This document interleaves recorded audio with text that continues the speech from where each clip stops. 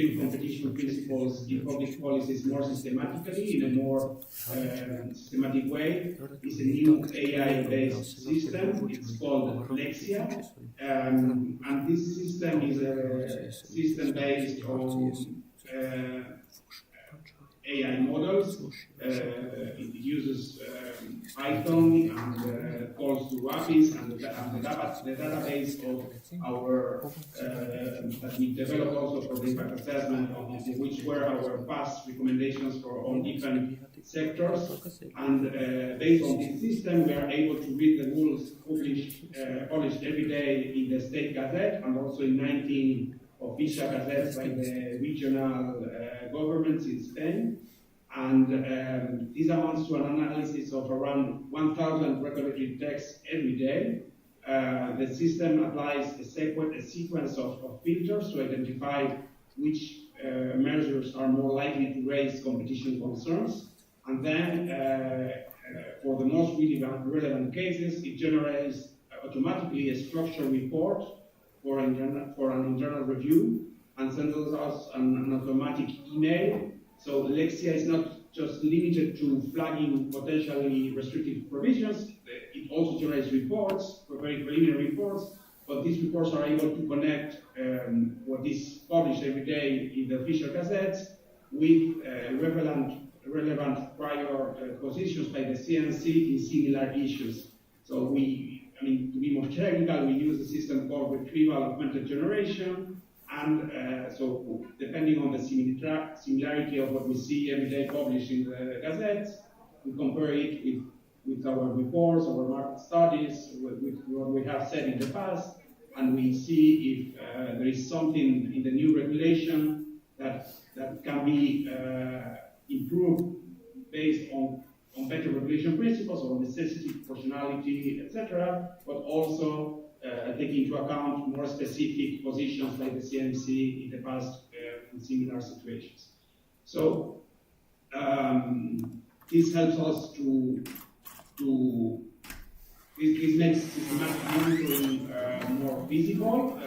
This would be completely impossible if we did it manually, and it's a tiered approach, so we don't analyze in depth everything, but only after a series of filters, we make more in-depth analysis of certain rules. Actually, we follow, I think it was Daniela that mentioned the OECD Competition Assessment Toolkit.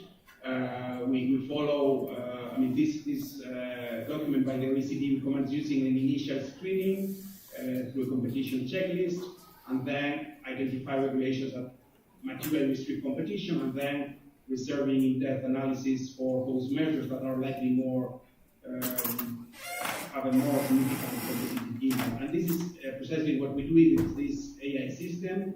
And of course, at the end of the system, there is always a person that needs to look at this manually. But of course, it helps us to make things more quickly and more timely, and also in a more consistent manner. So my bottom line here is that technology is part of a broader toolkit. It enhances policy making when it supports a full cycle of advocacy initiatives. So AI is not a strategy itself, but it's an accelerator. It helps us to detect more quickly potential restrictions, and we can do it also preventively when regulations are just approved or about to be approved, and not too late when it's already the damage to the competition is already done.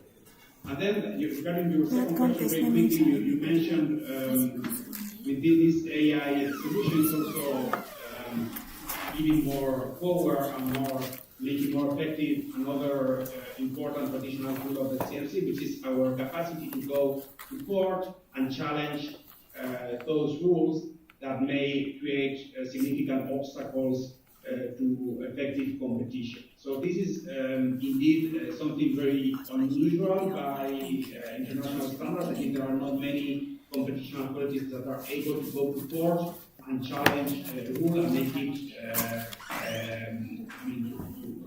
This is something that the CNMC is able to do. We only use it as a last resort, especially in cases where there are very serious restrictions. And And the key point is that litigation in court is not the starting point. For going to court, the CNC tries to approach relevant administrations and ask for measures or to justify the necessity and proportionality, but in a response not satisfactory, we go to court. We have used it many times. For instance, we have challenged a lot of regulations that have to do with ride-hailing vehicles, also with touristic houses in Spain, but we've done it in many sectors, and actually we've been quite successful because around 75% of the times we've gone to court, the challenges have been upheld totally or partially by the judges. So this is a very powerful instrument, also because it creates, of course, a deterrence effect for those that are thinking to approve something. Maybe, I mean, the fact that we know that we are able to do it as a last resort sometimes has a disciplining effect on the administration.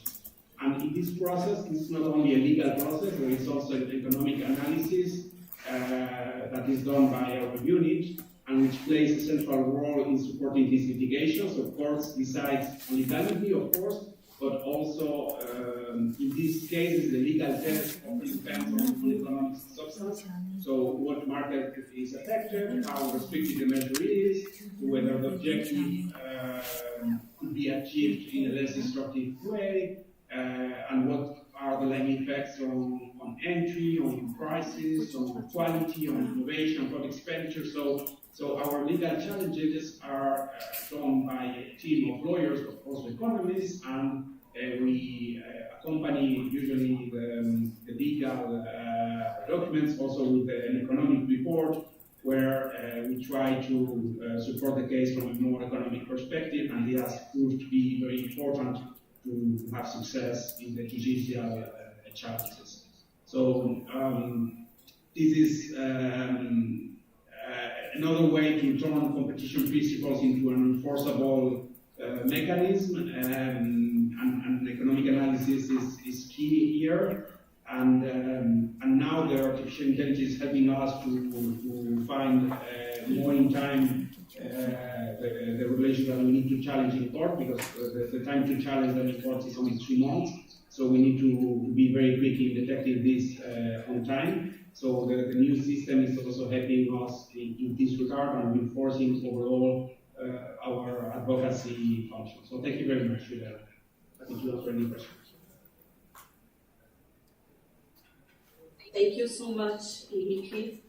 It's a pity that we will not have enough time to interact with the audience. So I will need to close this, but I would like to conclude this section. Sincerely thanking you, all the speakers, and I think that this conversation reminds us of something that is fundamental, that competition does not happen by accident. It depends on the choices that governments make when designing public policies. And what we heard today from Paraguay, the OECD, South Africa, Japan, and Spain shows that while institutional frameworks differ, we face a shared challenge, ensuring that well-intentioned regulations do not unintentionally restrict competition.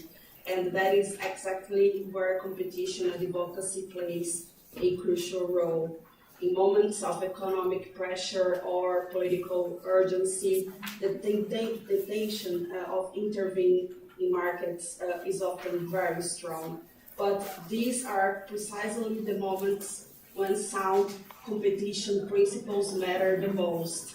And advocacy helps us move from reacting to problems to preventing them, and it allows competition authorities not only to enforce the rules, but also to help shape better policies. If I think there is a message from today's discussion, I think it would be that embedding competition to public policy is not only a technical exercise, it's a long-term investment in economic resilience, innovation, and consumer welfare. So I would like to thank you all very much for your participation. I would like to thank you, Armenia, for organizing this discussion. And thank you so much to invite me to share also my ideas. I think it was very productive.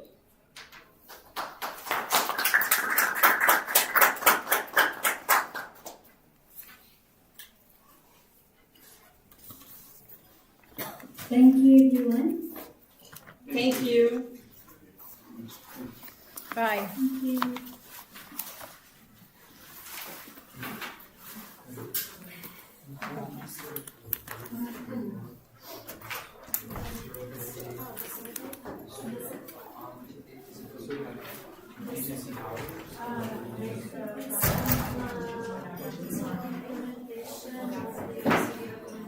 Mr. Pablo, with Victor, pleasure. I'm from Brazil.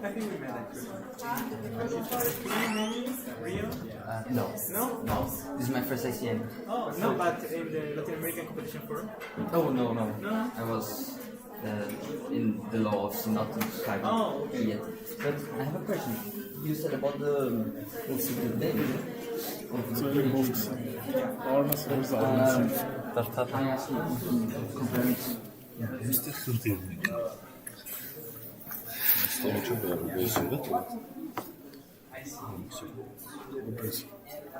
Надо. Отчет. Да, ничего не все. Там где абсолютно парадоксальный проблем раньше. Похшат униз. Туран. Kasım gece duracak. Bir de tabii çeyrek geçeceğim. Çeyrek gözüm çeyrek.